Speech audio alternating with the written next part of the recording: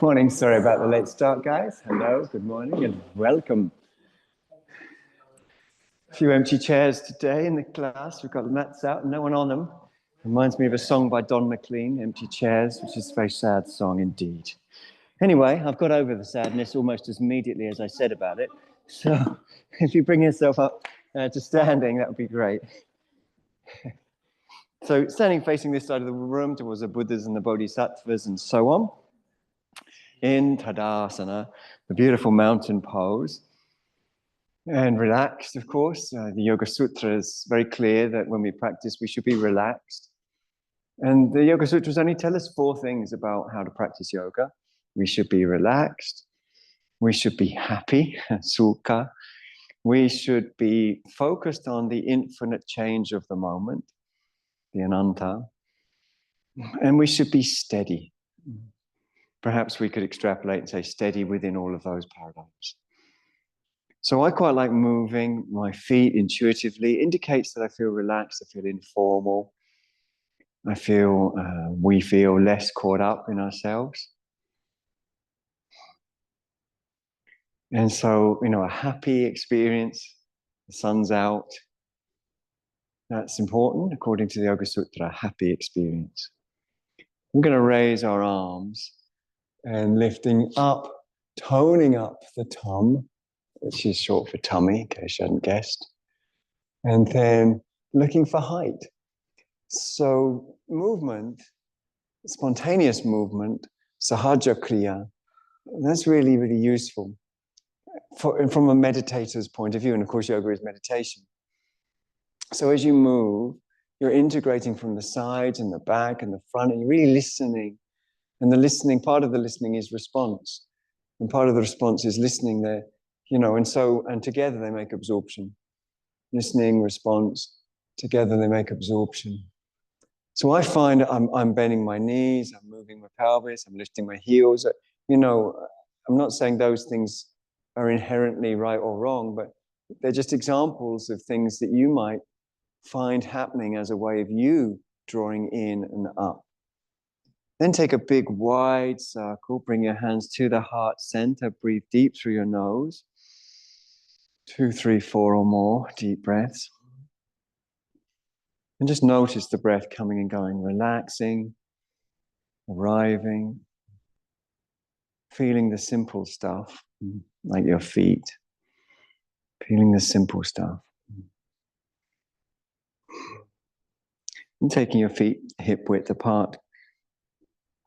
And so very similar to Tadasana, a pose that I've named, basing it on some of the iconography from Jainism, Kayotsaga. So we're going to bring our arms by our sides. Kaya meaning the body, Utsaga meaning casting off, but it's not a rejection of the body in a sort of negative way, but a rejection of the body as a separate autonomous thing. That's my interpretation, not Jainism's interpretation. Casting off the body as a separate autonomous thing.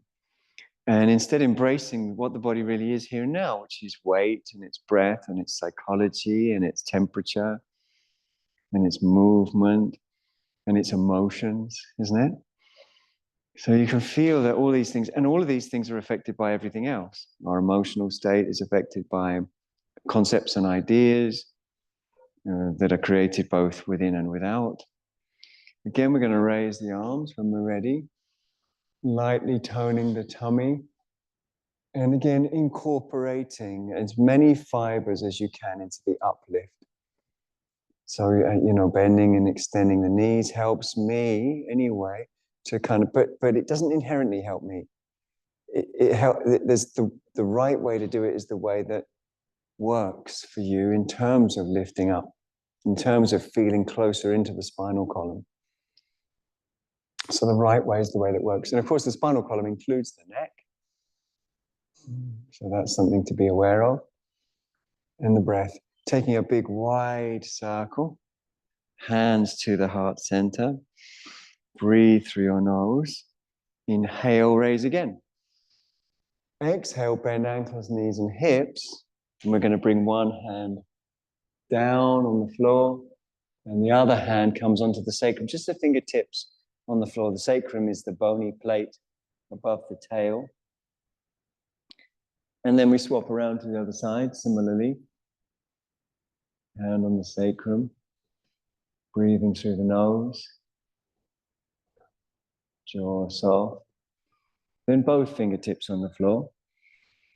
And again, movement. We know, for example, that not only is everything, but even on a smaller level, everything in the body is everything else in the body. So if you move your toes or your heels, it could help you to release your back. Or if you release your back, it might help you to release your feet. So we're starting to get into this holism beyond thinking. We're going to raise our arms up behind us as if skiing. And we can move the knees. We're working with the way things are. We're not trying to fall in with a particular yoga teacher's fixed views or a yoga school fixed views, but with reality as we find it. Then the arms come forwards and up and play with it. Your knees are as they are, so work with them as you find them, adapt and adjust.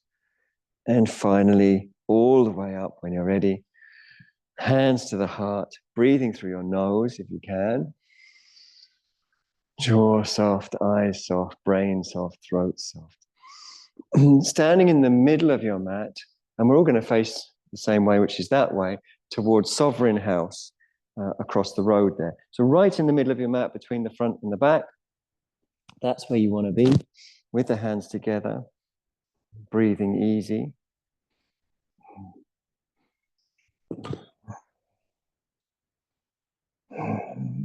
And then we're going to take the foot that's furthest away from this side of the room. We're going to just step that back so you come to your toe tips.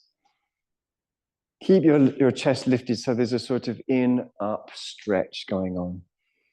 That the breath is part of an in-up stretch. Eyes are soft, breathing's deep. Investigating the weight on your foot. Taking your foot further back, and gradually over time your foot can go further and further back until it perhaps lifts up. And it doesn't have to lift high or far, but however high your leg lifts, that's how low your torso moves, from your torso and pelvis, from your hip joint. So it may be that by pressing into the floor, it pushes up into the hip and you come quite far forwards. One can even go beyond the parallel to the floor if you wanted, which I guess is unlikely that you'd want that, but you might want that. And this is sometimes called Patanjali, the toppling tree. Although Patan doesn't actually mean toppling. Coming back up, foot on the floor, foot forwards, breathe through your nose. Deep breaths. So it's all about the breath. The postures liberate the breath. And the breath liberates ourselves from attaching to particulars as self. Attaching to particulars as self. Let's take the other foot backwards, similarly, onto the toes. Breathing through the nose. Hope you're ready for the pose. Here it goes. Sorry, I couldn't resist. Keep going back and then raising up. Again, you know, any angle, as long as there's a relationship between the angle of the legs and the pelvis and the angle of the torso, so that they're in one line. If it feels good to push into the foot and drive energy up to the hip joint and tilt further, that's fine. It's also fine to be wherever you are, as long as wherever you are is offering an opportunity to release the breath.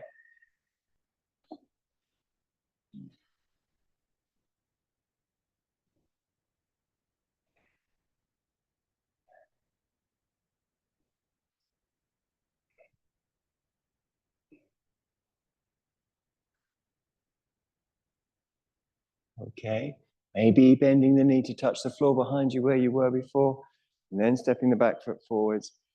Take some deep, natural breaths. Release your hands and come into Adho Mukha Svanasana. That is to say, the downward facing dog pose. So as soon as you're ready, coming into the downward facing dog pose. And as ever, really pad your paws. We've got a new cat at home. He's called Zaphod. Yeah, she's a very, very good name for a cat. I think you'll agree. Zaphod Beeblebrox. In fact, his full name is Zaphod Beeblebrox, president of the Galactic Federation. We're hoping to put that on the vets thing, so they have to call that out anytime we go to the vet. Anyway, exactly. Thank you very much for that. You're right. And he's got these little bits of cardboard that he very much likes to pad his paws into, and that helps him feel settled. I know. I'm scared of that, Simon. I'm scared of that. What with all the nice furniture? Anyway, when you can pad your paws into the mat for the same reason, that is, well, not quite the same reason. It's cats have scent glands there, but in a sense, to arrive.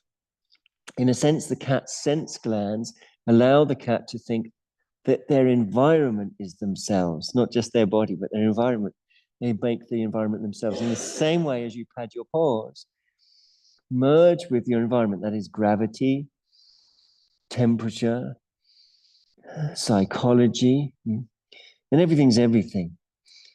We say environment, but it's not outside or inside. It's everywhere, isn't it?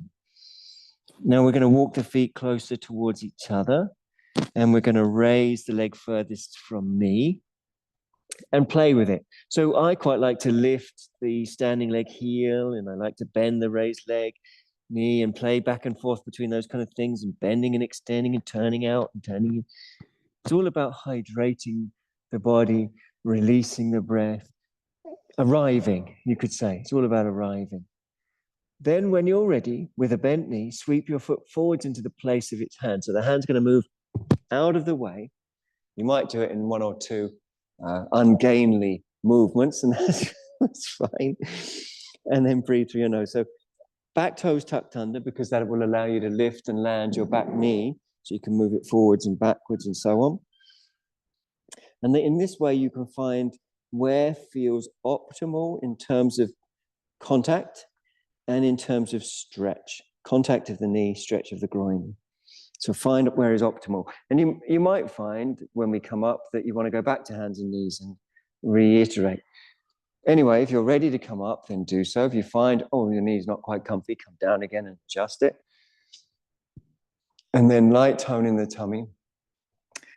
Focus on the stretch from the inner groin, the lesser trochanter of the femur. I didn't need to say that. The top of your inner thigh.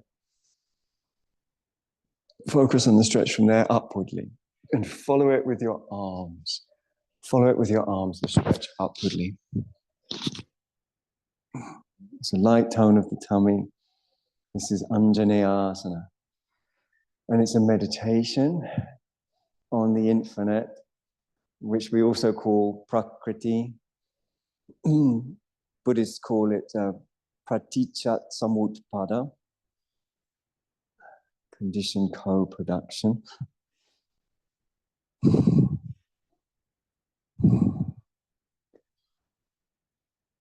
Good job, everyone. Back you come. Lift that back knee back into your Adho Mukha Svanasana, your downward facing dog position. So remember, the padding of your paws, that is your hands, serve as a way of meditating, of sort of weaving the molecules of your palms into the molecules of the mat, so that this line that we sort of arbitrarily decide, there's a line and it's sort of our skin. And on one side of that line, there's me. On the other side of that line, there's everything else. So that line begins to melt, because in so many ways, it just isn't the case that there's me and everything else, because everything else is me and I am everything else. Simply because what you read, who you talk to, what events happen to you, what the weather's like, what the solar activity is like at the moment, on and on, all affects all. When your feet are close enough together to feel stable, raise up the other leg.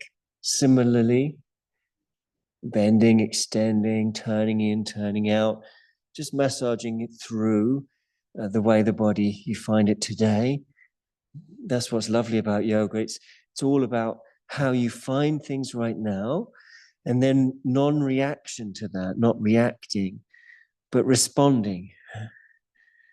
Like slowing down, perhaps if you're imagining your body's going to be one way, you find it another. It might need slowness or it might need speed where it didn't yesterday. When you're ready, when the knee is bent, sweep the foot forwards into the place of the hand on the exhalation and breathe through your nose, lifting and landing and playing with the back knee. So it can lift, it can land, it can go backwards, it can go forwards. It's a meditation on Prakriti. Prakriti is a Sanskrit word.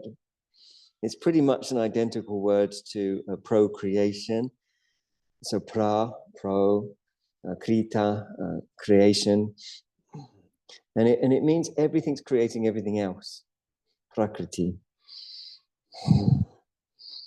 So merging with that reality softens these boundaries that the mind makes between good and bad and right and wrong and you and me and us and them and so on.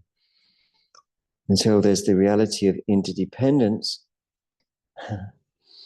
When you're ready, when the back knee is placed, what you'll feel initially is well, and you can always change it if you need to. Once you climb up onto your leg, then you climb up onto your leg, and then raise your arms when you're ready.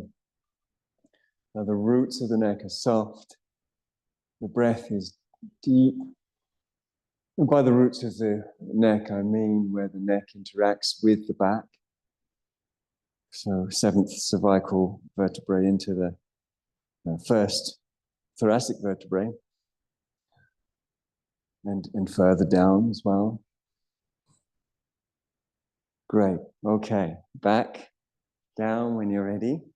Back into your Adho Mukha Svanasana, your downward facing dog position. Breathing easy. Again, I want to emphasize this meditative quality that, of course, is really the historical perspective on what yoga is. It's a meditation, not an exercise as such. The closest we get to exercise in the Yoga Sutras is abhyasa, vairagya, abhyam, nirodha. Abhyasa, do something again and again. Vairagya, without attachment. Abhyam, both of those. Do something again and again without attachment. Both those things brings about the cessation of the constant fueling of agitation in the mind. Coming down when you're ready to a regular kneeling position, just kneeling, upright. You can put a block between the heels and buttocks if your knees are tight, or a blanket underneath your front ankles if your ankles are tight.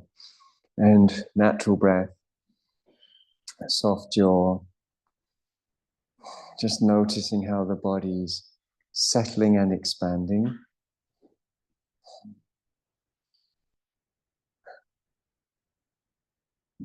Or noticing if the body is settling and expanding. So this is investigative rather than prescriptive.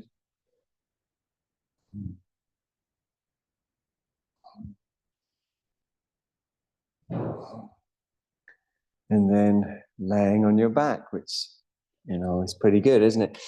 Having your feet, if you're near the outer wall, have your head to the outer wall and your feet into the room, and laying on your back. Have your legs bent. Marvel for a moment. Those of you who are not zooming, unless you've got a roof like we've got at the Buddhist Center, you can marvel at the blue sky. I know they don't need to be. Well, I'm imagining they're like little suns, like little stars. It's beautiful, isn't it? If you think of it like that. Also, I might turn them off as well in a minute. Yeah, let's turn them off by magic. There. Okay. So breathe. No, it wasn't Francis. It was magic. Francis just happened to be in the hallway at the same time. Breathing naturally, jaw soft, eyes soft. Lift up your feet and hug those huggable legs of yours. And, really give the legs a hug, because they're like sort of, they provide a lot of service, don't they? We fairly unthankedly, it's not a word, just made it up. Unthankedly, I'm going to try and get it into the English dictionary. They fairly unthankedly carry us. It should be. Yeah, but I'm breaking out of the mold. I'm breaking out of the mold. But they don't get any thanks, you're right, for, carrying us here and there. So now we're giving them a little bit of thanks, and we're rolling as well to give our back a bit of a massage too. And a little bit of a catchphrase, but I think it's useful. It's all about the breath.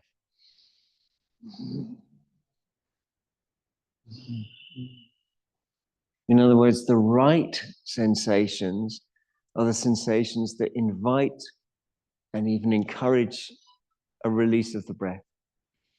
They're the right sensations.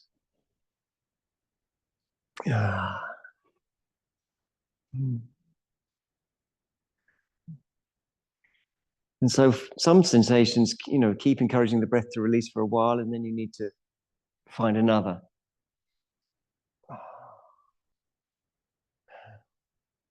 What's actually happening is what is being held in the nervous system that is usually subconsciously telling the muscular system what to do is being challenged by us putting something different into the muscular system and really noticing the sensations. And we notice that there's a challenge to these habit patterns coming from the nerves that asks them to come out of the nervous system, to stop telling the body to do this or that that's different from what the body's doing now. And so gradually we get this experience of yoga, of less and less resistance to this moment, more and more openness, purifying the nerves of any old news, as it were, and keeping the breath flowing, rolling this way, rolling that way, looking for, sensations that are rich enough.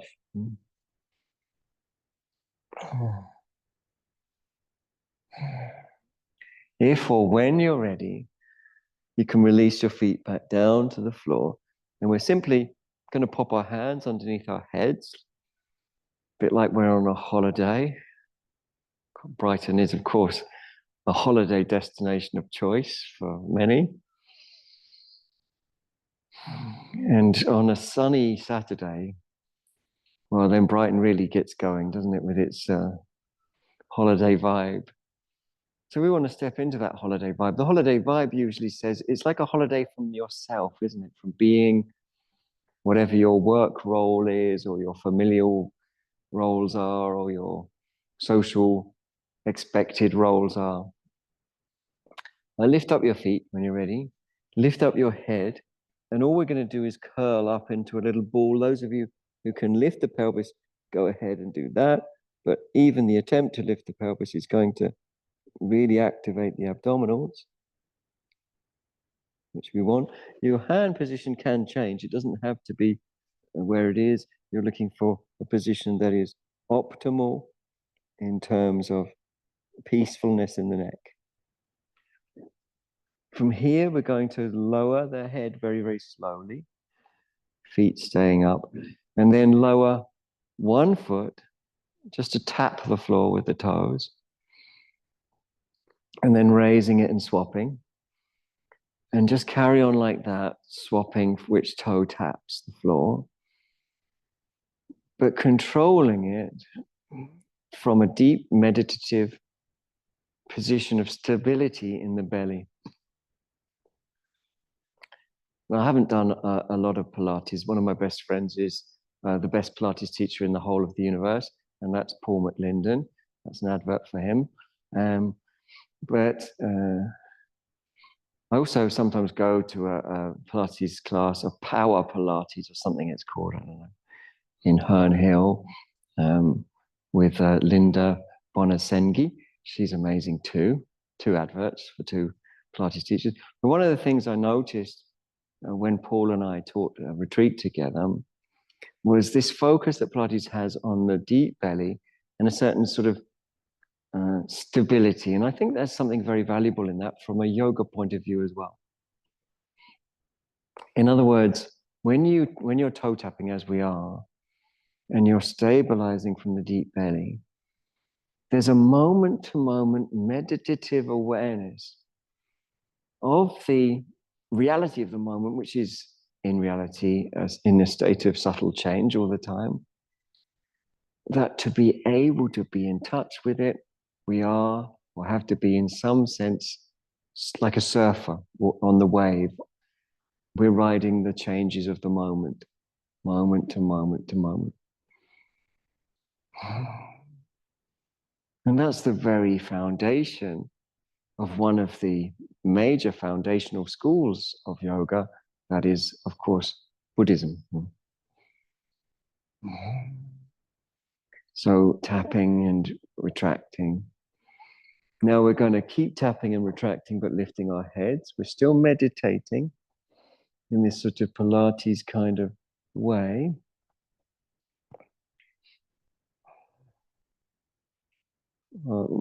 Often Pilates is taught, isn't it, by dance teachers. Both Paul and Linda are both dancers and have been professional dancers.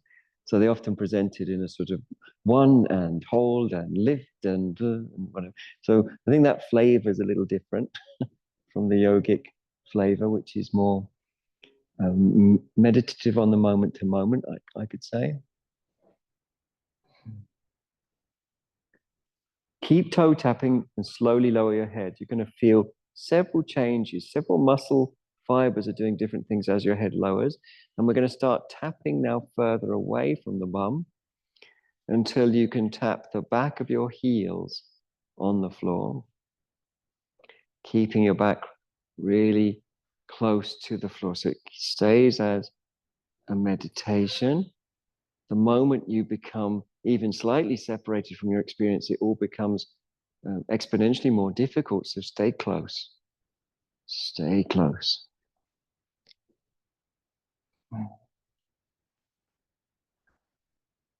Okay, one more on each leg, or whatever feels balanced. And then retract and place and breathe.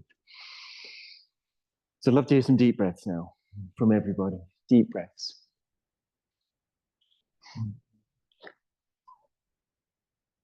Neck relaxed, jaw relaxed. And I've said it before, I'm going to say it again. It's all about the breath. Surrendering to the breath is surrendering to the flow, and surrendering to the flow is surrendering to the infinite, and surrendering to the infinite is the negating of the creation of a separate self that causes the self-suffering that we experience, such as the suffering of separation, the suffering of aging, the suffering of illness. Sorry, big list of sufferings. Anyway, lift the feet up off the floor, lift the head, lift the feet and the head when you're ready. And then open the angle at the back of the knees to about 90 degrees, please. And then we're going to bring opposite knee to opposite elbow, turning towards this shrine area or the front of the room, not specifically the shrine. And then back to the other side, similarly. And then we're going to do the same again, but we're going to add a little bit of spice by extending and retracting twice. And then obviously spice up the other side as well. I'm actually singing a Spice Girls song in my head now. I didn't mean to be. Spice up your life. And then we're going back to the first side. Is that the name of the song? Spice up your life. Yeah, okay. Raise the leg up. Yeah, some Spice Girls fans. Oh, Francis. Raise one leg and then descend and extend. We're going to do this twice to keep adding the spice because we think the spice is nice. And then we're going to go around to the other side. I think Spice Up Your Life might be my favorite by them. I think it has a sort of Latin American feel to it. Am I right? Yeah, okay. Back to the center, head down, feet down. Take a deep breath. History has just been made. It's the first time, I think, that I've ever mentioned the Spice Girls in a yoga class. So let's take some deep breaths. Perhaps you're feeling relief. Perhaps you've been waiting for me to mention the Spice Girls for years. Or perhaps you're feeling like, well, it's quite a rare thing, so we might not do it again. There you go. Well, thanks, Simon. Thank you for your support. Raise the leg that's furthest away from me and dorsum plantar flex your foot in celebration of all girl bands throughout history. So plantar and dorsiflex, that means pointing a toe, pushing a heel. My mind is now trying to list them. I really must stop. Circling your foot in different directions. And then heel in, toes out. Cross that leg over the other one. And breathe through your nose. And take deep breaths. Lift the foot that's on the floor, off the floor. Plunge through and interlace around your far shin. And let's roll. Let's roll. Oh. See if you can find something that makes you, a sensation that makes you go, ooh. Things that make you go, ooh. No, that isn't a girl band, but it is a pop song, isn't it? I actually started and finished on All Saints. I just started and finished there. I stopped myself after that.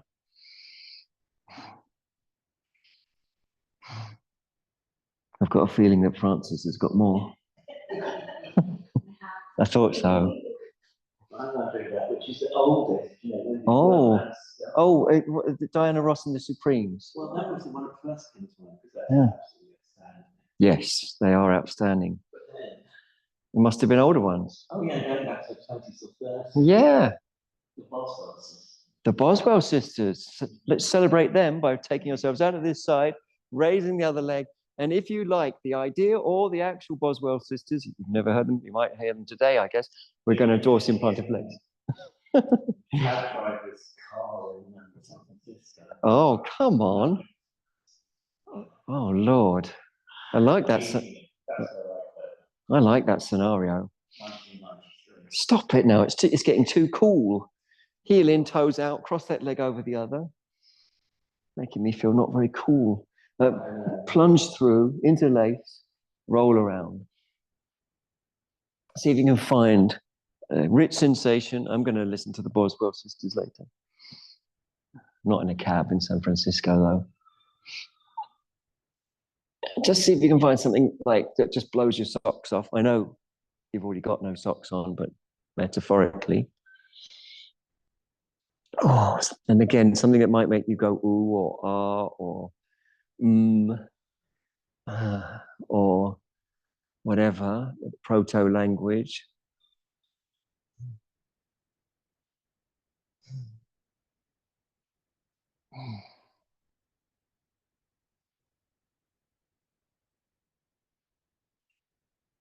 Can be a good opportunity to stretch the neck as well if you want to roll the head too.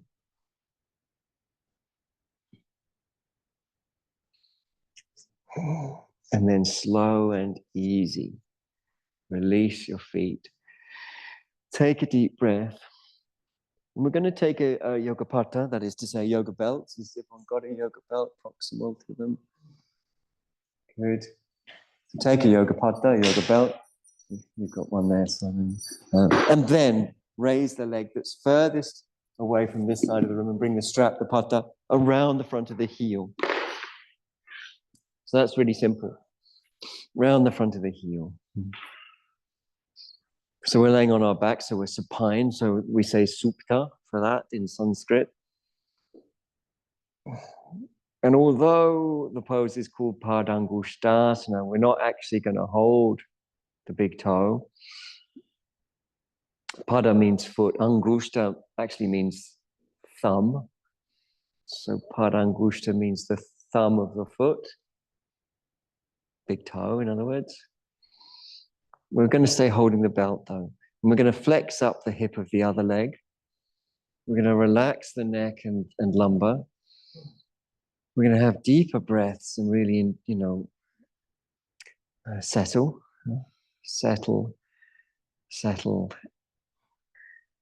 and relax. And it's from relaxation that spontaneity comes. From relaxation. Extend the lower leg to about 45 degrees relative to the floor. Hold that with deep, intelligent tummy tone. And to simplify that, I can just say, keep your lower back close to the floor. Lift up your head when you're ready, still breathing through your nose. And then continue now to lower that leg all the way until it reaches ground control. Sorry, Bowie reference, couldn't help it. And then you can bring your head down slowly. And breathe through your nose. See if you can get a bit more stretch in the inner groin of the lower leg by moving your foot, playing with the movement of your foot. Just see if you can just nudge or find or create a bit more of that stretch.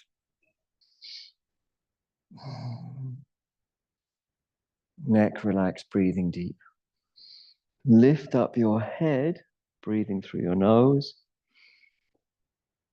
Jaw soft, eyes soft. And then imagine someone's got a belt around the very top of your thigh and they're pulling it backwards, which is called cutting in yoga. So as the leg cuts in, it will move a little bit closer as a result of that cutting in to the head. You have to be disciplined. You have to be mindful not to sort of grab or pull or grasp, but to focus on the movement being related to cutting in. Very good. Head comes back down, keep the neck long. Bend the lower leg. Release the upper leg. Belt on the tummy. Let's hear some deep breaths from everyone. So really sighing out some exhales. Giving over to the breath.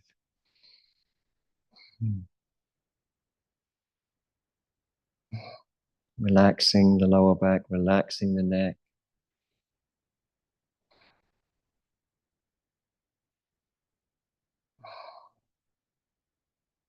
And when ready, guess what? Second leg, same thing. So the second leg with the belt around the front of the heel. Breath through the nose if you can.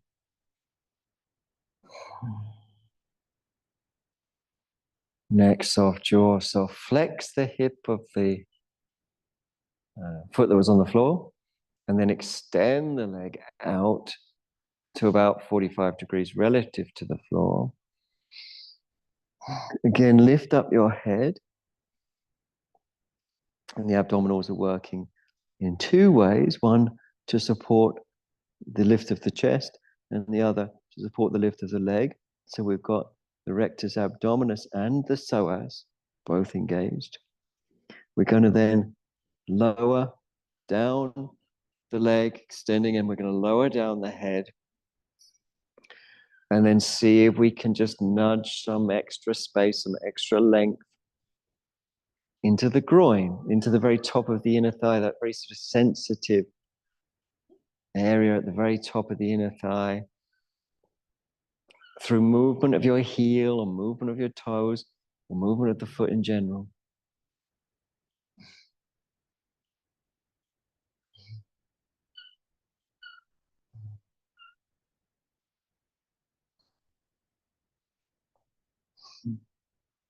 Again, lifting your head when you're ready, And imagining that cutting in scenario with someone with a belt at the very top of your thigh, pulling on that crease, pulling it away from your head, and using that as a fulcrum, as a disciplined fulcrum, a meditative fulcrum. It's empty of grasping. We're not grasping, trying to get somewhere through a sort of personal will relative to others, trying to get some personal achievement. Yoga is the very dissolution of this person, this separate sense. Head comes back down, keep the neck long, bend the lower leg, release the upper leg. Let's have some deep breaths. 2, 3, 4 or more. Really spend time observing the lumbar lordosis and the cervical lordosis. In other words, the upward curve of the lower back and the upward curve of the neck. Just observing their relationship to love, to relaxation, to peace.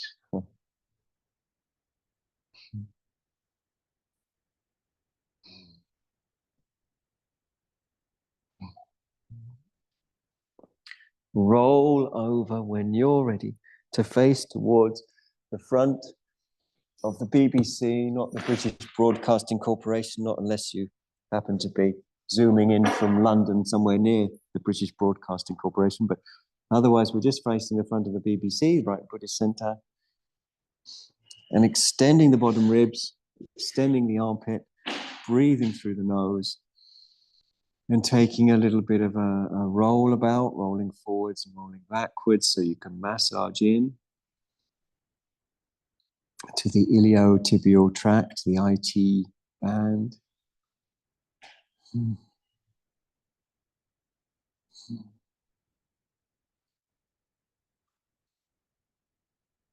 It's all about the breath.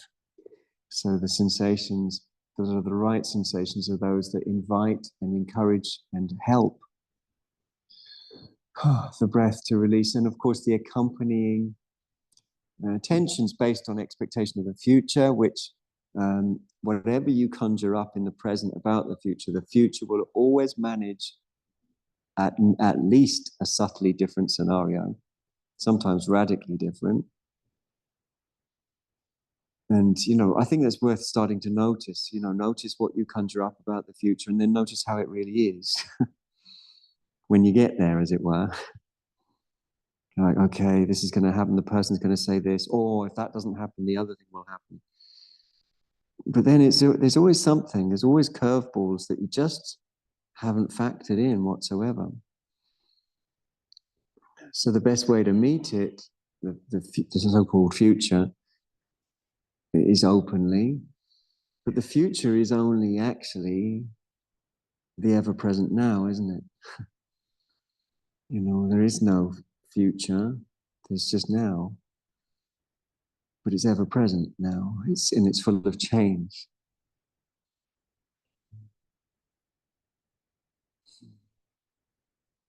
So meditating in this way, once you come back to a sort of balanced position on your side, then we can pick up the top leg and play with it between the horizontal and the vertical planes. And the plan is to massage to a state of compliant ease. So if something is pliable, it's movable, it's adaptable. Compliant, of course, means it's adaptable with, meaning with. So it's increasingly compliant with the way things are, which is, beyond thinking. We're not being expected to think about the way things are, because thinking it is incapable of knowing the way things are.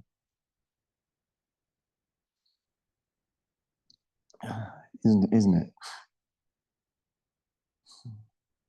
We're always cocking it up, aren't we? Our relationships with the way things are, because we're using thought. But if you use love, which is a form of openness and giving,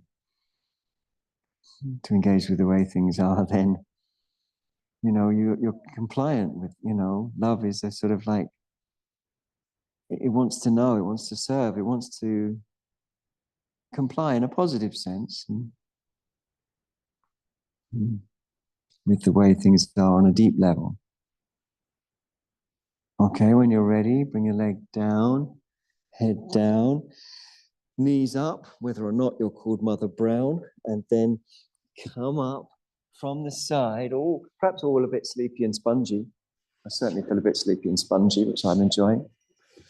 Over to the other side, similarly. It's one of my favorite words in English, similarly. Similarly. It's quite, well, I practice it a lot.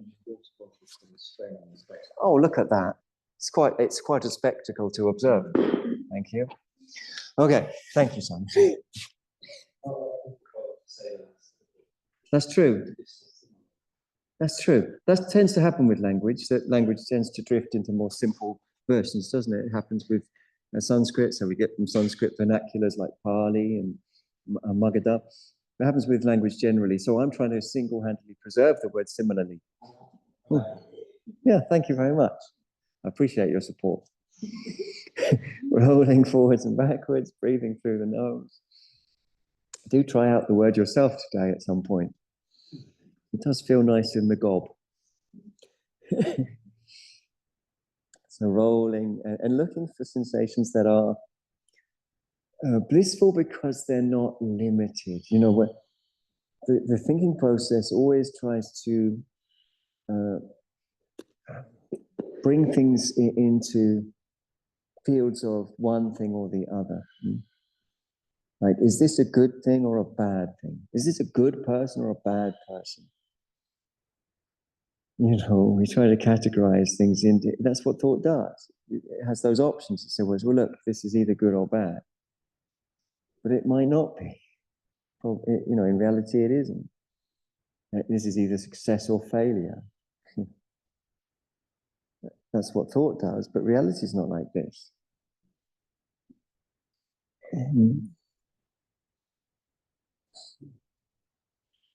This is either day or night. Well, when actually, there's morning, there's midday, there's afternoon, there's twilight. Is that day or night?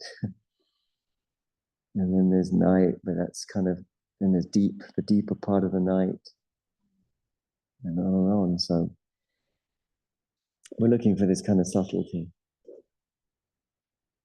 When you feel easily ready to come to a sort of balance point so that you're able to pick up your top leg, you can go ahead and move the leg between the horizontal and vertical planes. And your purpose is massage. Massage is a fascinating thing, isn't it? People pay another person to sometimes pour oil on them and then sort of press into their skin, sometimes quite firmly, press into their muscles. Sometimes they press and hold, other times they press as they pull along or push along.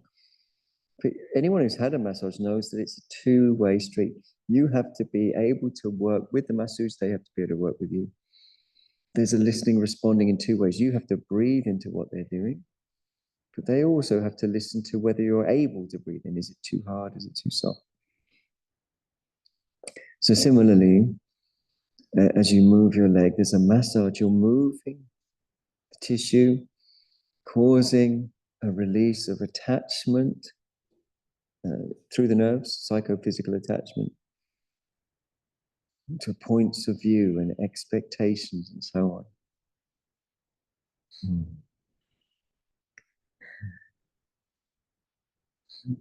We're releasing the adductor muscles through the inner thigh, through a process that is psychophysical respiratory.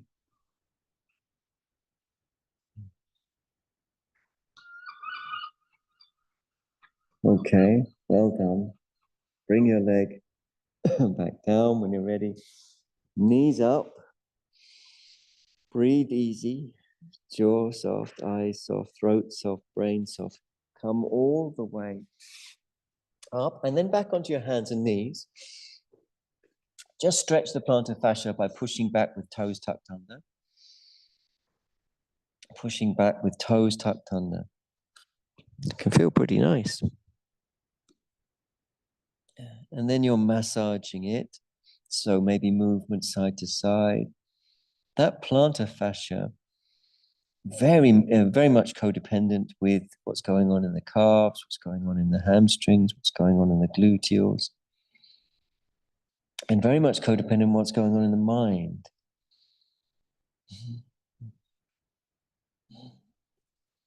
So reality is infinite, and that can be stressful if we're not educated to be open, to be open to that. If we're educated to think that we're a person, with fixed parameters, then the infinite nature of reality can feel threatening. So many of us antidote that by hunkering down, doubling down on this personage, I like this and I don't like that, and this is my whatever, and this is not my whatever, this is my football team, and the other one's not my football team, on and on. I'm being topical. Lift your bottom, but take your feet wide, really wide on the mat, really step them out. So you could even end up with half your foot on the mat, half your foot off. We're going to do the same with the hands. We're going to go super wide. And in that really wide version of dog pose, there's more space in certain areas. So you can play with that space. You can roll it through your back. You can move it through your pelvis. Feel it out, breathe it out. Sometimes moving your pelvis to one side is like just a thing, or the other side. But you don't have to think about it. You don't have to, fit in with the group. It's, you feel it as you go along. We call it listening, responding. Great. Well done, everyone. Coming down, cool, calm, and collected. I'm going to ask you to roll up, and some of you are lucky enough to have one pre-rolled, to roll up a blanket. If you're at home and doing this and you don't have a blanket, you can use a towel. If you don't have a towel, you can use your yoga mat. If you don't have the yoga mat, you can gather some grass together, smoosh it down, add some water, leave it for a couple of weeks, let it dry, add some, you'll find a way. Anyway, once we've got our rolled up snail-like structure, and by the way, it starts off like that, long and thin, and then you roll it up. Kate, top tip, steal this one next to Simon. Look, just quickly, yes, ready-made. Just nick it. Just nick it. Yeah. No, you're switched on, Simon. Well, it's always. Yeah. Listen, I think if you're watching Dan, you're on the money, basically. But I'll come and help you anyway with your blanket rolls. But I'll just demonstrate what we're going to do, and then I'll come and help you with blanket rolls. I can't help you if you're zooming from home. I don't have that kind of siddhi, that kind of power. We're going to, in a minute, place the blanket. Now, my blanket's on a block because I want the extra height, because I want the extra stretch. You might not want the extra stretch, so you might just put your blanket straight on the floor. The rule is bum's got to be in contact with the floor and not lift up. And the head has to come down in contact with something. Now, for me, that can be the floor, but for many of us, we're going to need to use a block, or 2 blocks, or 3 blocks. But what we don't want is floating bottoms or floating heads. We don't want either of those things, floating bottoms or floating heads. So you can either not put the block underneath your snail, or you can put more blocks underneath your head so that you're not floating in midair. It's beautiful, Dan. What a beautiful roll you've made. I admire you. You like the rules for the room? It's good to have rules for the room, isn't it? Also, no spitting. I think I add another rule. Good. So most people will need some support under the head. And remember, the blanket roll goes underneath your middle back, not into your lumbar, not into your waist. You want to tuck your buttocks under in the opposite direction to your head.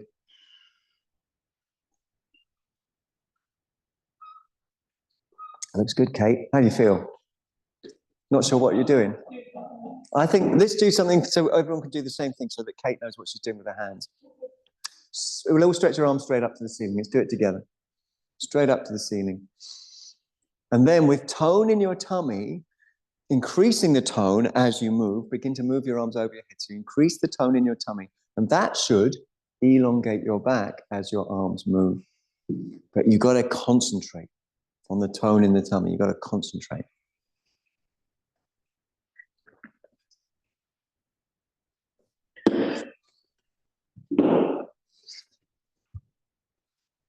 Good. You've got to concentrate. So it's dynamic. It's a dynamic stretch, not just of the abdominal tissue, but of the lower back tissue, because you've toned the abdominal tissue as it stretches. By toning it as it stretches, you pull on the front of the pelvis is pulled on, thereby lengthening the lower back.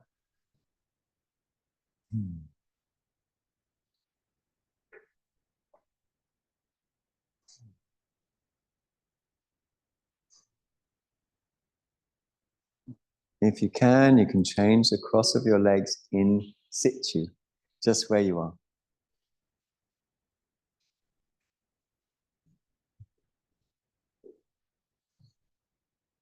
And then I quite like to go back to raising the arms and getting that tummy tone because of the way it lengthens the lower back, which I celebrate and enjoy.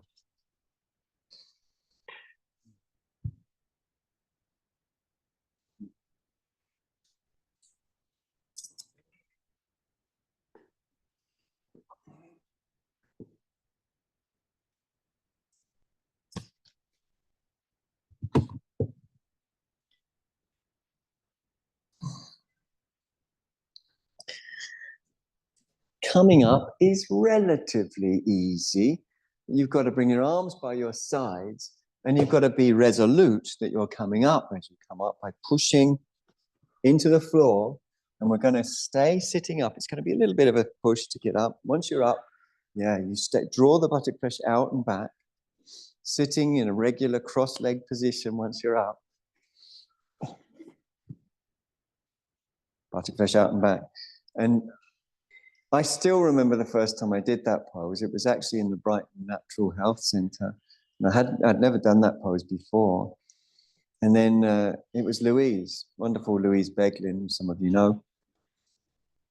And then we just sat upright. And I thought, wow, I've never felt this light and upright in a cross-leg position before. So it's something to perhaps, I hope you can feel something of that yourself. And we're going to exploit that, the mental and physical uprightness as we lift up on the inhale. Exhaling, turning towards this side of the room, bringing one hand on the outside of your legs and the other hand cupped on the floor or using a block.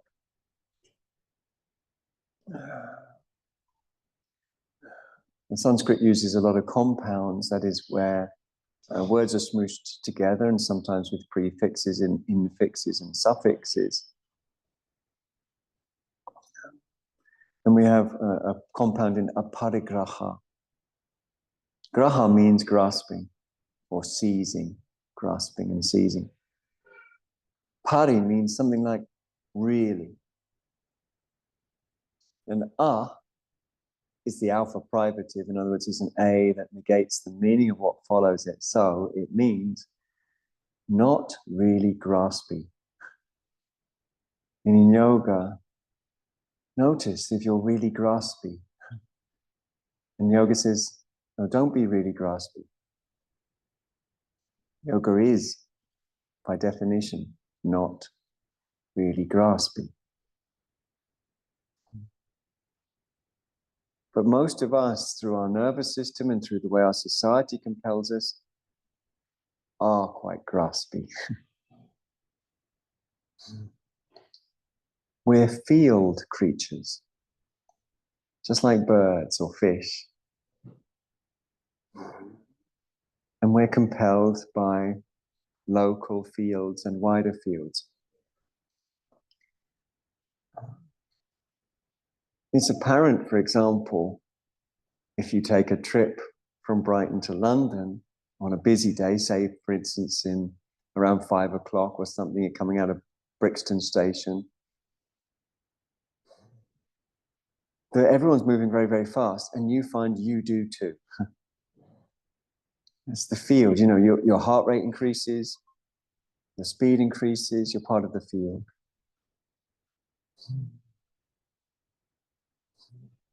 And vice versa. If you take a train out to Lewis, say on a Thursday afternoon, take a walk down the high street, and you don't really feel that rushed at all. You know, you pause to look at the country gentleman shops and the expensive cafes. There's no rush. So we have that in our nervous system when we're just letting it settle. We're going to lift and turn the other way. Same thing. So sometimes there's residue of that. If you're a city dweller, you know, you've probably got a bit more of that residue of getting around fast or speeding around. If you live in a, you know, countryside town, perhaps less. If you live in a village, perhaps less. If you live in a little hut in the middle of nowhere, perhaps less again.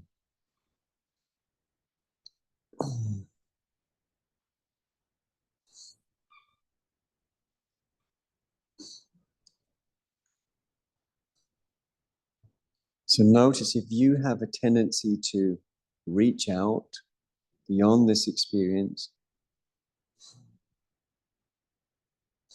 just detach from that. So the reaching out can carry on, but it doesn't pull you with it.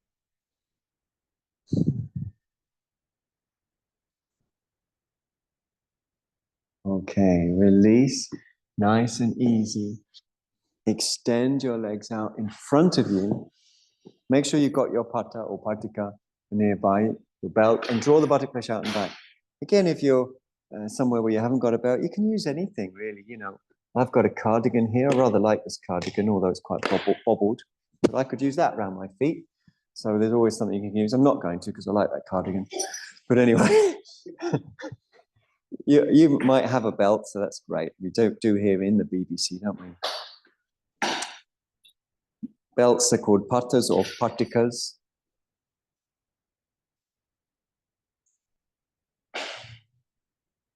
And they're super traditional part of a yogic, part of what a yogi will have is a pata. You're going to pull on your pata to lift up your spine as tall as it's ever been, like loads taller than that. However tall you are now, loads taller, more upright. Lift your chest, lift your lower back. Now really pull on the belt, really drive the back of the body forwards. And if you can't sit upright, maybe give yourself a little bit more slack on the belt. Don't hold it so short. So that's part of the puzzle. Get the body upright, make it happen. But the other part of the puzzle is to do that in a way that's light. Because we know if we try too hard, the muscles tense up. And if they tense up, the fluidity within them becomes limited. They can't increase their fluidity. They do that through pressure and pressure release. That's how they increase fluidity. Pressure and pressure release. So moving side to side could be utilized by you to lift much taller than you are now, but without any strain. Much, much taller, but without any strain. Sometimes, well, it will be inevitably will happen over time. As you massage the back of your legs, as you release your back, as you pull on the belt, the hamstring muscles that attach to your sitting bones do begin to increase subtly in length and fluidity, then that might allow your pelvis, where it was collapsed backwards, to come to the upright, or where it was upright to tilt forwards. So instead of the mind having a sort of fixed goal, be with the moment-to-moment massaging of the body, encouraging your pelvis to tilt to the upright or beyond the upright. And then there's a whole raft of variants that are all equally valid. Some people might come close to the feet, so they just hold the feet. There's no point using the belt at that point. Others stay with a very long belt and really enjoying the massage of the back that way.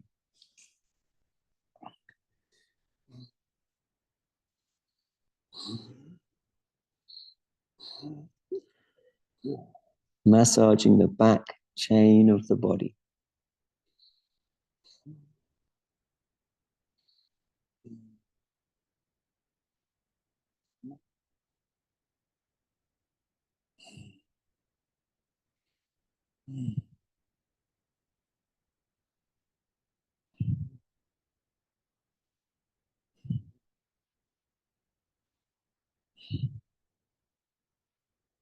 I think this pose works really well as a slow burn.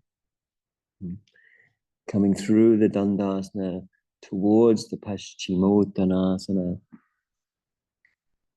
But all the while, it's a meditation right from the get-go.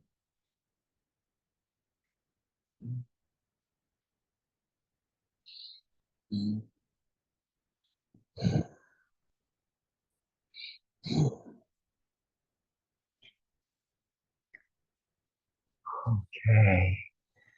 Coming slowly and calmly back out of your Paschimottanasana. And we're going to come down to laying on our backs, perhaps with a head support, perhaps even with a blanket over us, although we fait au soleil. It is a sunny day in my rather excellent French.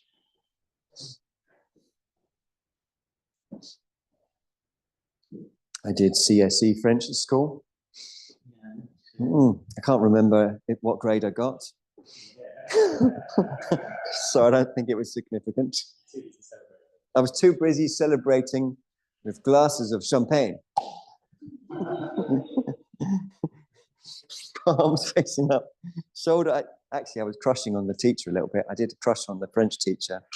I've got to admit that. I think it's the first time I've ever confessed that to a group.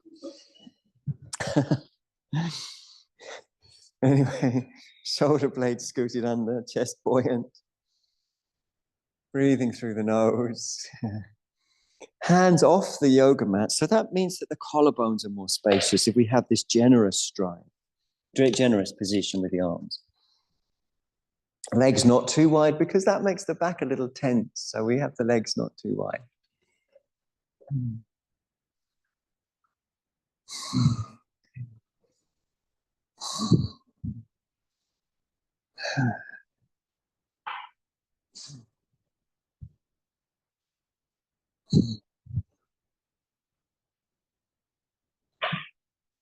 So I'm a huge fan of desert island discs. Particularly, I like the one with Richard E. Grant. Really like that one.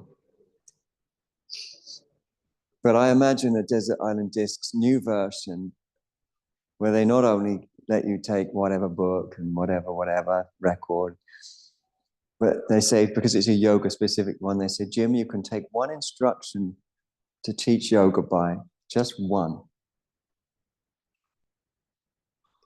I just take the word give.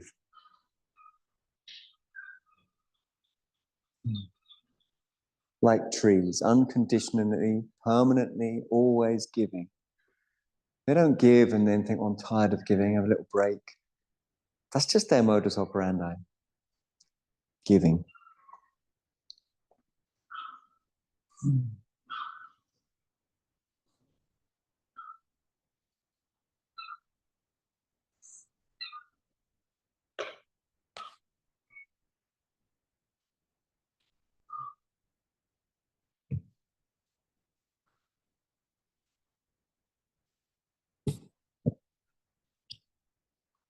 So in the same way, just give. Skin, muscle, bone.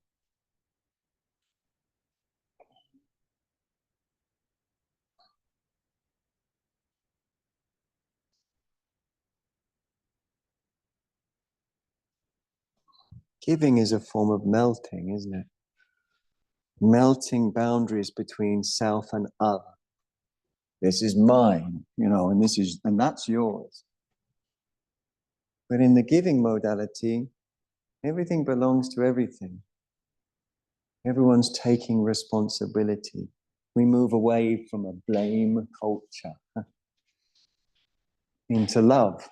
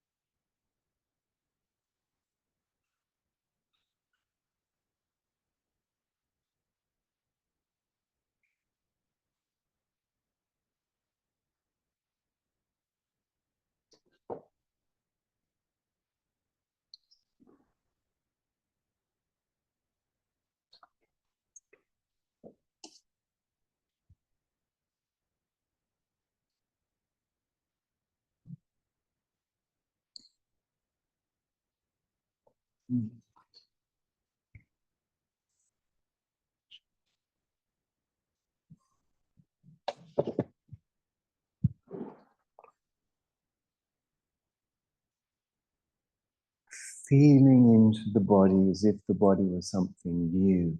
Just little movements of your toes, little movements of your fingers, little movements of your arms, little movements of the legs.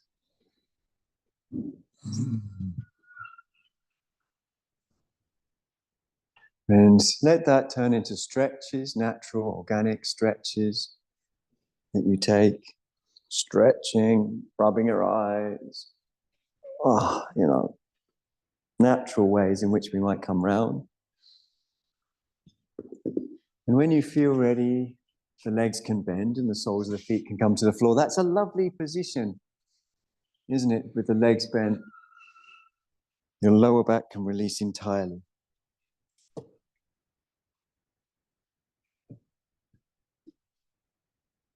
The lower back releases entirely.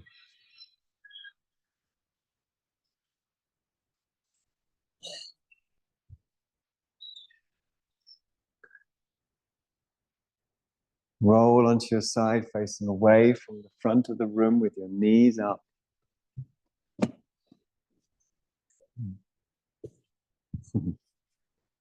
And tummy soft.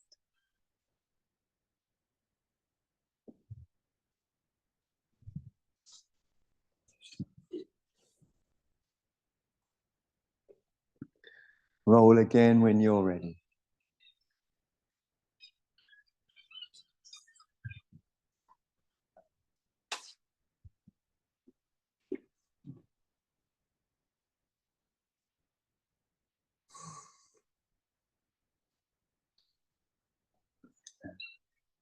Let a little light filter gently into your eyes, and perhaps some other little stretches come naturally and organically, stretching the arms or the legs, rubbing the eyes, running a hand through the hair, whatever feels right, whatever feels good, before bringing yourself up nice and easy from the side, using your arms to assist your ascent.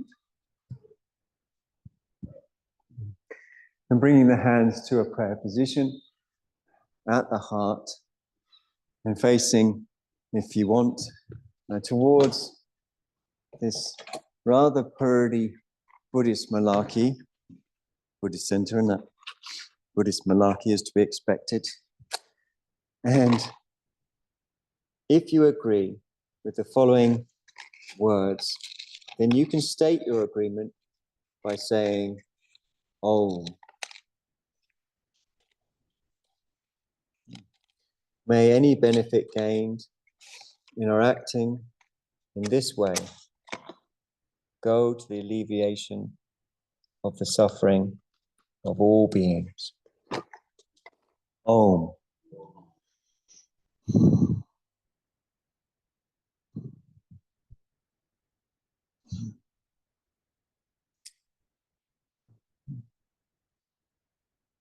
Thank you very much for coming. I really appreciate your time.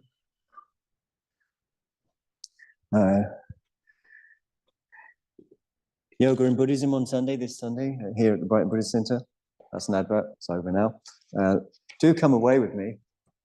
Fly away with me, come fly away.